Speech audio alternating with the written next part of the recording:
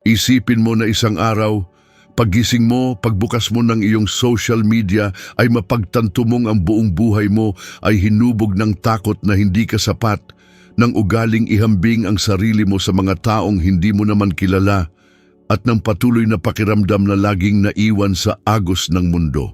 Ngayon, isipin mong hindi natatapos ang siklong ito, na tumatanda ka kakapruweba ng kung ano sa mga taong walang pakialam kailanman, habang ang iyong pagpapahalaga sa sarili, kalinawan ng isip, at maging ang iyong mga relasyon ay unti-unting nadudurog.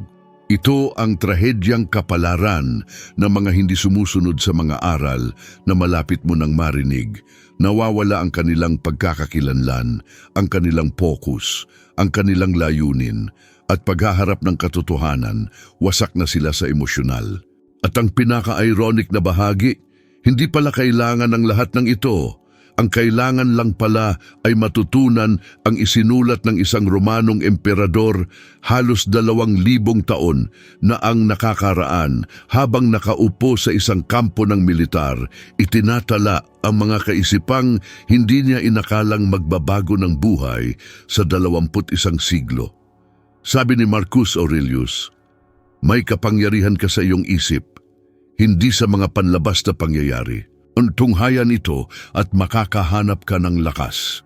Ang pahayag na ito ngayon ay tila isang modernong pagsusuri. Nawawalan tayo ng kontrol sa sarili nating isip dahil sa mga algorithm na nagpapatibay sa kawalan ng kapanatagan, paghahambing at pagmamataas. Hindi nilikha ng social media ang ating pakiramdam ng kababaan. Pinalakas lang nito ang isang bagay na laging hindi nalutas sa loob natin. At kapag naintindihan mo ito, kapag natuklasan mo na ang ugat ng pagdurusa ay wala sa iyong feed, kundi sa iyong pagtingin, may nagbabago. Ang buong video na malapit mong panoorin ay simpleng isang kompas na kayang muling itama ang direksyon ng buhay mo. At kung tunay mong mauunawaan at gagamitin ang nasa rito, titigil ka sa pakiramdam na mas mababa, hindi panatag, at talunan sa tuwing bubuksan mo ang Instagram, TikTok o anumang platform. Ngayon susuriin natin ang unang pangunahing aral ng Stoicismo na inilapat sa modernong mundo. Ang patuloy na paghahambing ay isang pagbaluktot ng katotohanan. Si Marcus Aurelius ay nagsusulat araw-araw sa kanyang tala-arawan dahil alam niya na ang mga tao ay madaling malinlang ng kanilang sariling ego at mga pagnanasa. Kung siya, ang pinakamakapangyarihang tao sa mundo, ay nakaramdam ng kahinaan sa mga panloob na ilusyon, isipin mo tayo na nakalantad sa mga edited na larawan, filter, pinaghandaang poses at mga buhay na tila perpekto. Ang paghahambing na ginagawa mo ay hindi patas. Inihahambing mo ang iyong backstage sa stage ng iba. Karamihan sa mga taong inoobserbahan mo sa social media ay tahimik na nakikipaglaban sa mga problemang hindi mo nakikita. Ipinapakita ng mga bagong pag-aaral sa psikolohiya na kapag mas maraming oras ang ginugugol ng isang tao sa pagkonsumo ng nilalaman ng walang ginagawang anumang produksyon, mas mataas ang posibilidad na makabuo ng pakiramdam ng kawalan ng sapat, pagkabalisa sa pakikisalamuha at pakiramdam ng kabiguan. Ang digital na paghahambing ay lubhang nakalalason, kaya't sinisira nito maging ang mga taong lubhang may talento.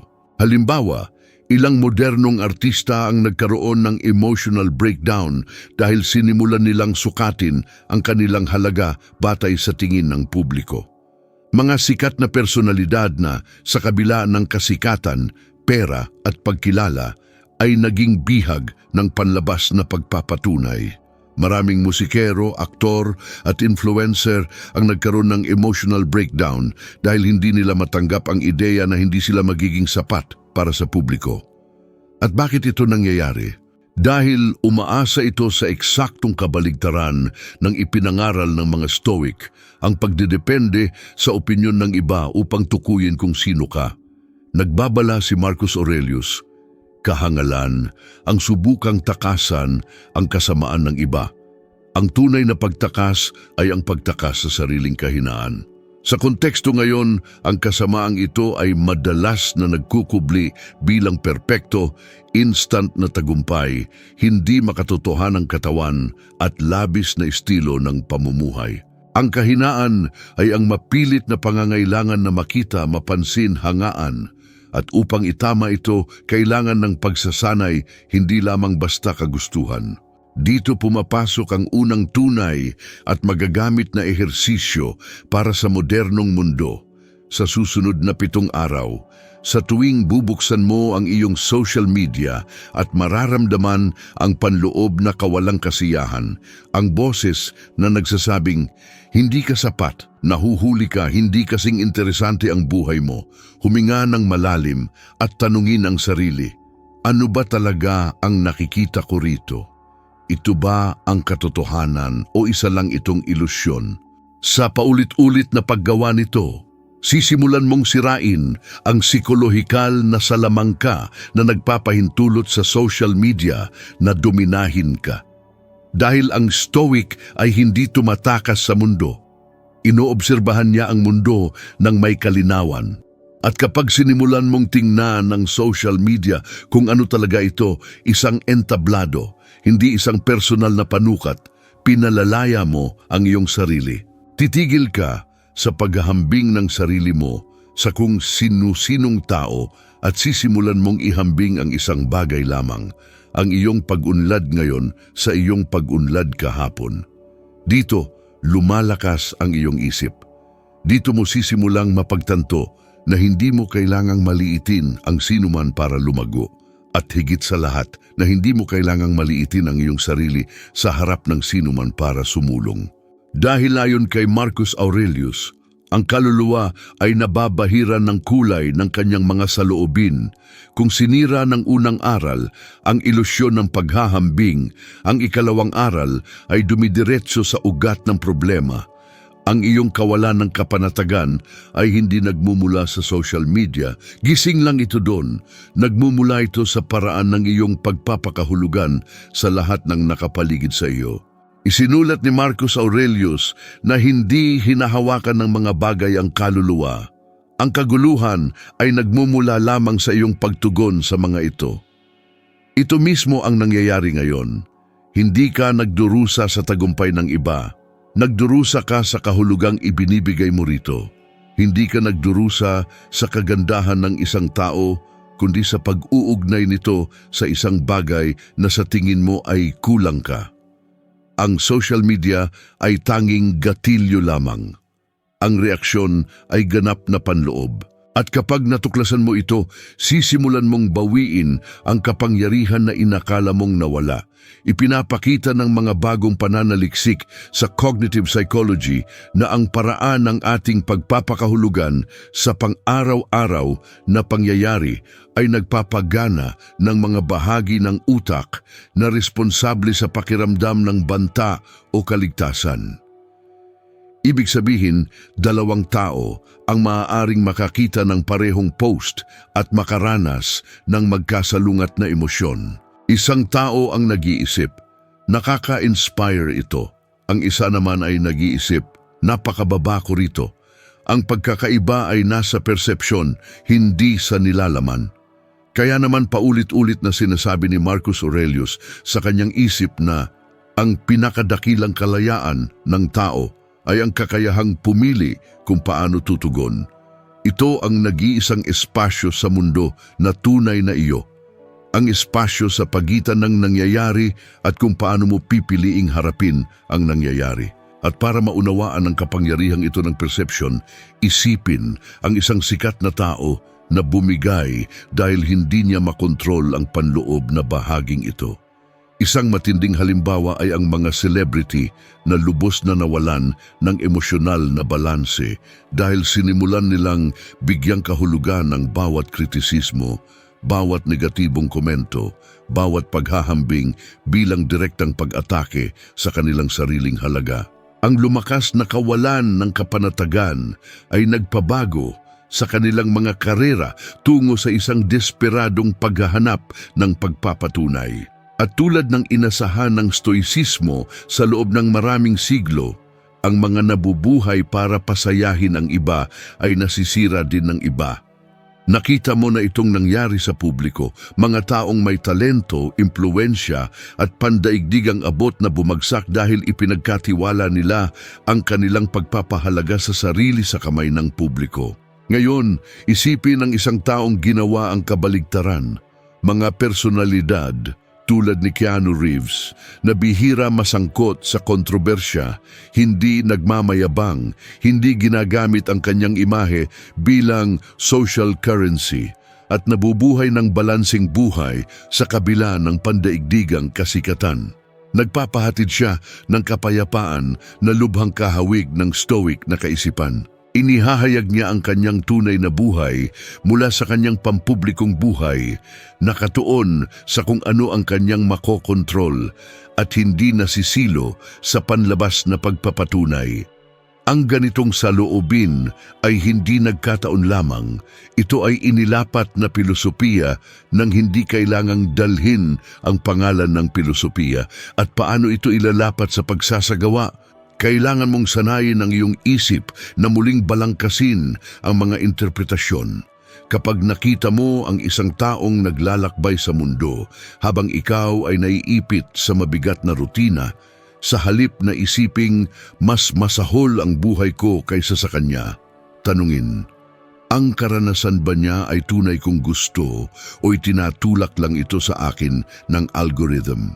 Kapag nakakita ka ng isang taong may perpektong katawan, tanungin, natural ba ang mga larawang ito o mayroong mga edit, filter, ilaw at inihandang anggulo? Kapag nakakita ka ng isang taong may material na pag-aari, pagnilayan, ang imaheng ito ba ay kumakatawan sa kaligayahan o sa pagkonsumo lamang? Kapag nakita mo ang mga taong nabubuhay sa paraang gusto mo, palitan ang inggit ng estratehikong inspirasyon. Ano ang magagawa ko ngayon sa abot ng aking makakaya upang mas mapalapit doon? Ang simpleng gawaing ito ng pagtatanong ay nagpapabago ng lahat. Humihinto ka sa pagpapaubaya sa mga automatikong interpretasyon at sinisimulan mong gabayan ang iyong mga emosyon tulad ng isang komander na gumagabay sa kanyang hukbo. Ganito mismo ang pamamahala ni Marcus Aurelius, hindi sa pamamagitan ng pagtugon sa kaguluhan, kundi sa pamamagitan ng pagpapakahulugan sa kaguluhan ng may kalinawan. Alam niya na ang kanyang isip ang huling teritoryo na kailangang ipagtanggol. At narito ang praktikal na hamon para sa ikalawang bahaging ito. Sa susunod na 5 araw, sa tuwing mararamdaman mong hindi ka panatag kapag nakakita ka ng isang bagay sa social media, agad na balangkasin muli ang interpretasyon. Huwag mong hayaang dominahin ka ng automatikong pag-iisip. Palitan ang mas mababa ako nang wala itong anumang tinutukoy tungkol sa akin. Palitan ang nahuhuli ako nang nagtatayo ako sa sarili kong bilis. Palitan ang maliit ako rito nang may natutunan ako rito. Sa pamamagitan ng pagsasanay nito, mapapansin mong humihina ang kawalan ng kapanatagan at lumalago ang iyong pagpapahalaga sa sarili dahil sa wakas ay nababawi mo ang kontrol sa iniisip mo. Kung ikaw ay nasisiyahan sa nilalaman hanggang ngayon, pakiclick ang like at mag-subscribe sa channel. Hindi lang ito isang simbolikong galaw. Ito ang literal na nagpapanatiling buhay sa channel, ang nakakatulong para maabot ang nilalaman sa mas maraming tao at ang nagbibigay daan sa paggawa ng mga video tulad nito. Bawat subscription ay isang paraan ng pagsasabing ipagpatuloy. Bawat like ay isang tulong na nagpapahatid ng mensahe sa isang taong maaaring nangangailangan nito. Kaya, kung may kabuluhan ito, maging bahagi ng konstruksyong ito at palakasin ang channel ngayon din. Kung hanggang ngayon ay napag-usapan na natin ang paghahambing at perception, ngayon ay lilipat tayo sa isang mas malalim na punto, ang emosyonal na pagdepende sa pag-apruba ng iba. Dito sinisira ng karamihan sa mga tao ang kanilang sarili sa social media nang hindi nila namamalayan. Si Marcus Aurelius, kahit bilang emperador, ay sumulat na walang silbi ang maghanap ng papuri dahil ang katanyagan ay isang walang lamang bagay. Ang sinasabi ng iba tungkol sa iyo ay hindi nagpapabuti o nagpapalala ng iyong kagalingan.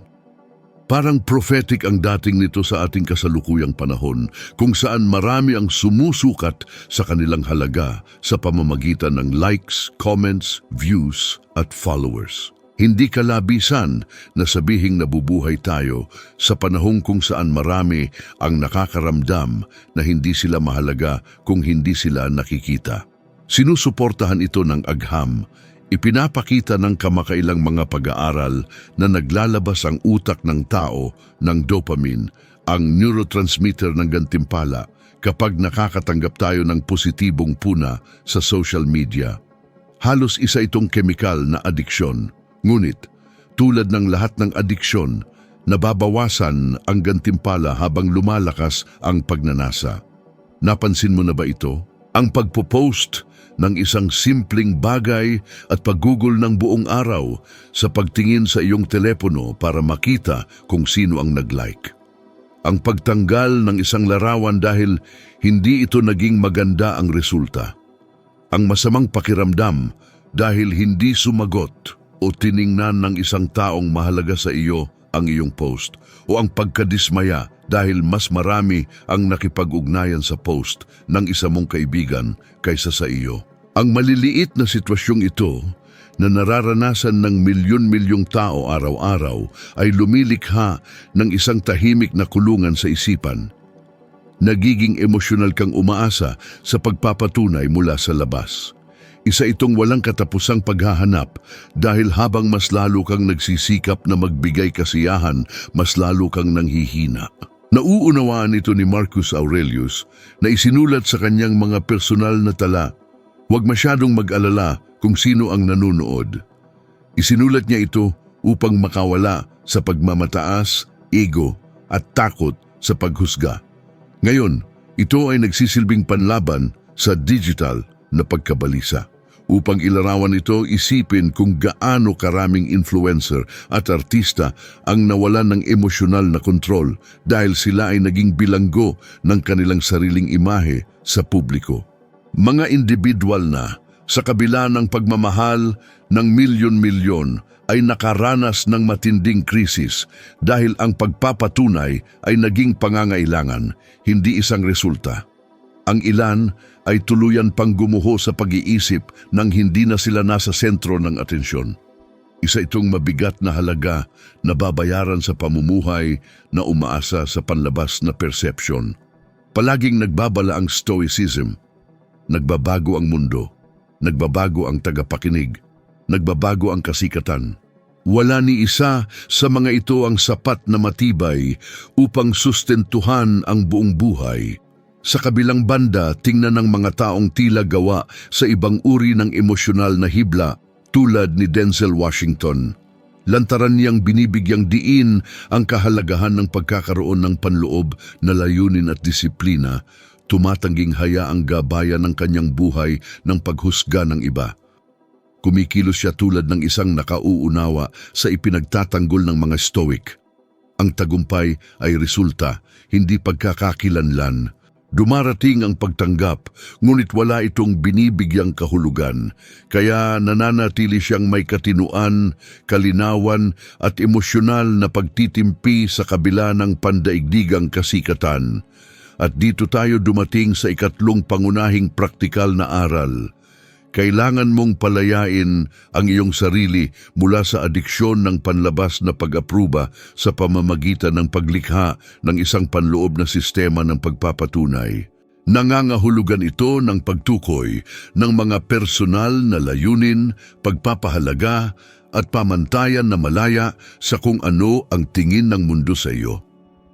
Gusto mo ba ng totoo at kapakipakinabang na halimbawa?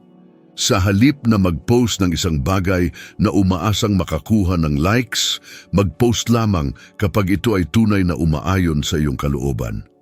Sa halip na suriin ang iyong araw batay sa iniisip ng iba, suriin ito batay sa kung ano ang talagang nagawa mo.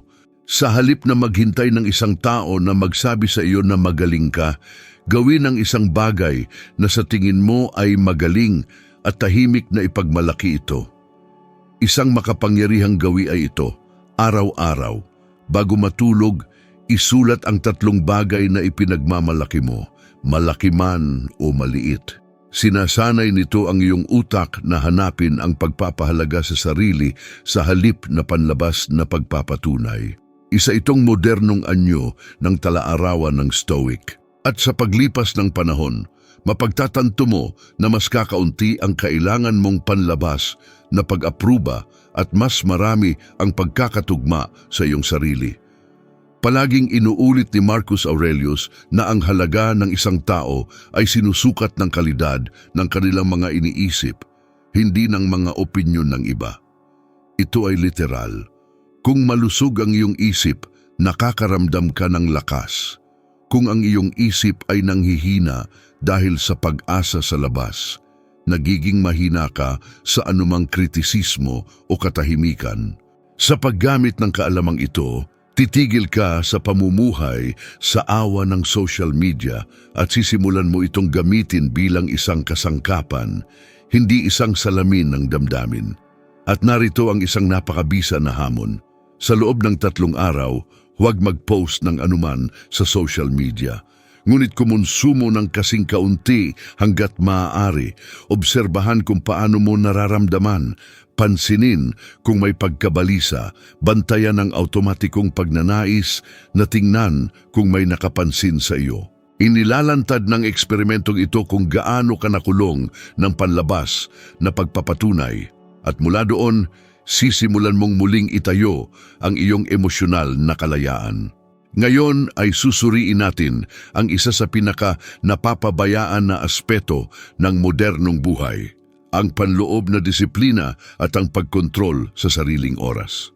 Kung nauunawaan mo na sa ngayon kung paano hinuhubog ng paghahambing, perception at panlabas na pagpapatunay ang iyong isip, ngayon ay oras na para intindihin kung paano hinuhubog ng paggamit mo ng oras ang iyong buong buhay. Nagbabala si Marcus Aurelius na nabubuhay tayo na parang mayroon tayong walang hanggang buhay, nagsasayang ng mga araw, oras at enerhiya na parang walang kabuluhan ng mga ito. At ito mismo ang kapabayaan na nagiging dahilan upang maramdaman ng maraming tao ang pagiging mababa sa social media. Hindi dahil masyadong mabilis ang pag-usad ng iba, kundi dahil sila mismo ang huminto sa pag-unlad. Isipin ang pakiramdam na lumilitaw kapag napagtanto mong gumugol ka ng oras sa pag-scroll sa mga feed nang walang nakukuha rito. Pag-isipan ang pagkadismayang iyon sa pagtingin sa orasan at mapagtantong halos tapos na ang araw at wala kang nagawa na tunay na naglalapit sa iyo sa buhay na nais mong magkaroon. Ang pakiramdam ng pagtigil na ito ay isa sa pinakamalalaking sanhi ng kawalan ng seguridad dahil kapag hindi ka umuunlad, nagsisimulang maniwala ang iyong isip na hindi ka may kakayahan.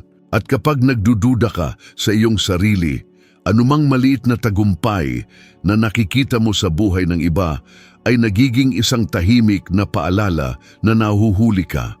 Si Marcus Aurelius, kahit bilang emperador, ay nahuhumaling sa hindi pag-aaksaya ng oras. Gumising siya ng maaga, nagmuni-muni, sumulat, nagsanay ng kanyang isip at katawan, humarap sa mga usaping pang-imperyo, at gayon paman ay patuloy na pinapaalalahanan ng kanyang sarili na kailangan niyang manatiling nakatuon sa kung ano ang tunay na mahalaga.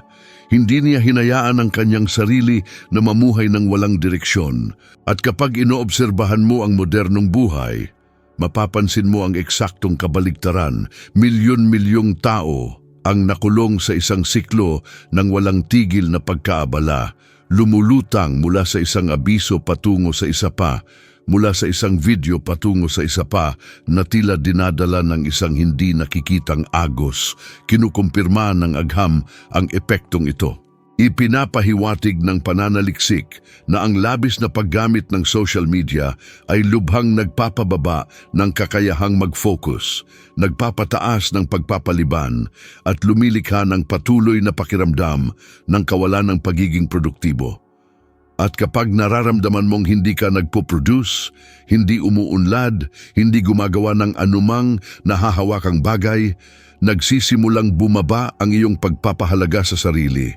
Iniugnay ng iyong utak ang kawalang kilos sa kakulangan ng halaga. Lumilikha ito ng napakalaking emosyonal na kahinaan at anumang panlabas na pansin ay tila mas malaki kaysa sa tunay nitong halaga. Ngayon, ihambing ang lahat ng ito sa mga disiplinadong tao na naging pandaigdigang huwaran sa pamamagitan ng pagkontrol sa kanilang sariling oras. Ang mga atleta tulad ni Cristiano Ronaldo ay hindi nagtatayo ng kanilang karera batay sa motibasyon o palakpakan, kundi sa rutina, focus at pag-uulit. Alam nila na ang emosyonal na seguridad ay nagmumula sa pang-araw-araw na pagiging consistent, hindi sa paminsan-minsang pagpapatunay. Hindi sila umaasa sa paghuhusga ng mundo dahil sinusuportahan nila ang kanilang sarili sa pamamagitan ng sariling pagsisikap. At ito ay isang malalim na aral ng stoicismo. Kapag ang iyong buhay ay nakahanay sa kung ano ang itinuturing mong mahalaga, nawawala ang kapangyarihan sa iyo ng paningin ng iba.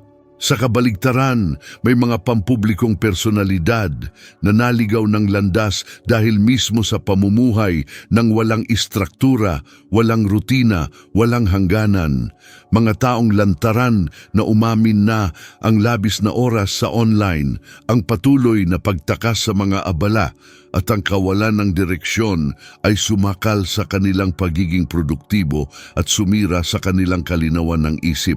Ipinapakita nito na ang kawalan ng disiplina ay hindi lamang nakahahadlang sa iyong karera, kundi direktang nakakaapekto rin sa kung paano mo nakikita ang iyong sarili.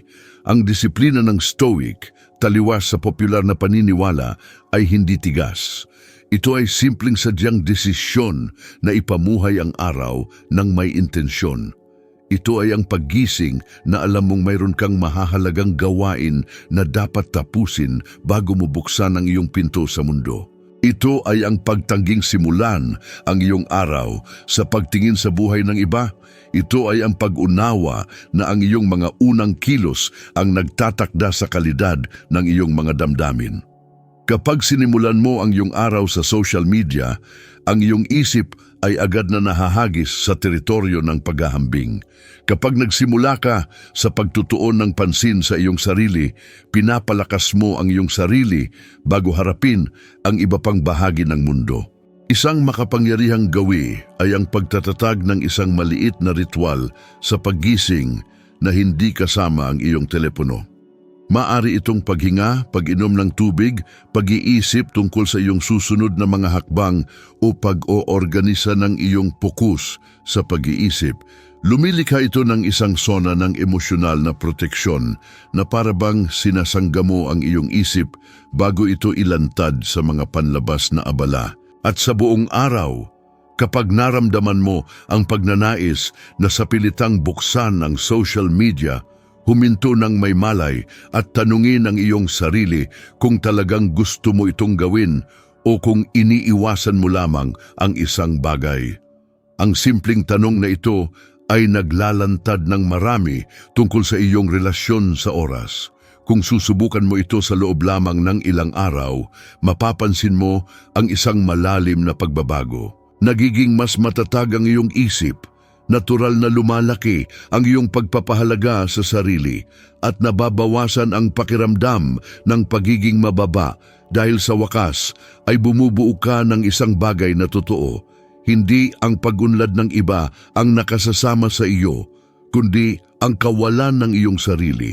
At ang kawalang iyon ay umiiral lamang dahil isinusuko mo ang iyong oras sa lahat ng hindi nagpapalakas sa iyo. Tulad ng isinulat ni Marcus Aurelius, ang buhay ng isang tao ay kung ano ang ginagawa niya sa kanyang atensyon. At kapag nakabisado mo ang iyong atensyon, nakabisado mo ang iyong buhay. At kapag inoobserbahan natin si Marcos na tahimik na naglalakad sa mga pasilyo ng palasyo, na pagtatanto natin na sa kabila ng lahat ng pasaning dala niya, mayroong kapayapaan sa kanya na hindi nagmumula sa kawalan ng problema, kundi sa isang malalim na pagtanggap na ang lahat ay bahagi ng daloy ng buhay. Tila ba bawat hamon, bawat pampulitikang tensyon, bawat di inaasahang labanan ay isa pang pagkakataon upang sanayin ang kanyang sariling kaluluwa. At alam niya ito. Sa paglipas ng panahon, ang pag-uugaling ito ay nagsimulang magpabago sa mga nasa paligid niya. Mga gwardiya, general, tagapayo, napansin ng lahat na may kakaiba kay Marcos. Hindi siya nagre-react tulad ng ibang pinuno ng Roma. Hindi siya padalos-dalos, ni hindi niya hinayaan ang kanyang sarili na lamunin ng pagmamataas o pagmamadali. Nakinig siya, nagmasid, at saka lamang kumilos, na tila kumukonsulta sa isang dinakikitang kompas na palaging tumuturo sa iisang lugar. Kung ano ang tunay na mahalaga, kapansin-pansin kung paano umabot ang kanyang pagiging mahinahon kahit sa pinakamatinding sitwasyon. Nanatili siyang hindi nababahala sa mga ulat ng mga banta sa hangganan o mga taong nag-aalsa laban sa Roma. Sasabihin niya sa sarili na kahit hindi niya makontrol ang hangin, lagi niyang maiayon ang kanyang mga layag. Kaya patuloy siyang nagpatuloy, matatag at mahinahon, pinamunuan ang isang imperyo nang hindi nawawala ang kanyang tunay na pagkatao. Minsan, nag-iisa sa kanyang pribadong silid, pinag-iisipan niya ang panandaliang katangian ng buhay. Hindi nang may kalungkutan, kundi nang may malalim na pasasalamat. Ang bawat bagong bukang liwayway ay nagsisilbing paalala na ang pag-iral ay isang pansamantalang regalo at ang kabutihan, katarungan at katapangan ang tanging tunay na pamana.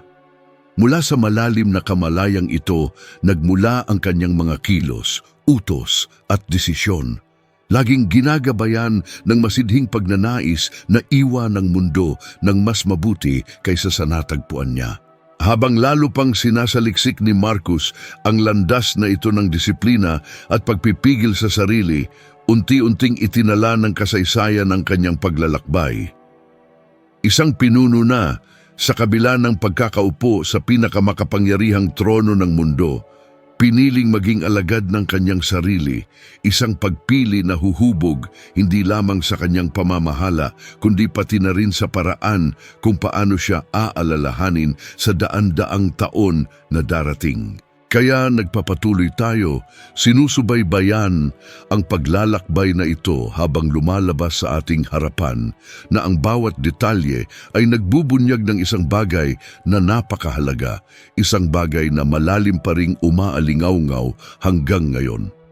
Habang ang paglalakbay ni Marcus Aurelius ay patuloy na umaalingaw-ngaw sa paglipas ng panahon, napagtanto natin na ang kanyang mga pagmumuni-muni ay nag-aanyaya pa rin sa ating huminto, huminga at tumingin sa loob. Kung ang kwentong ito ay tumatak sa iyo, isaalang-alang ang pagbabahagi ng video na ito sa isang espesyal na tao. Maaring ito mismo ang kailangan nilang marinig ngayon. Salamat sa pagsama ninyo sa amin hanggang dito at inaasahan kong makikita kayo sa susunod na video.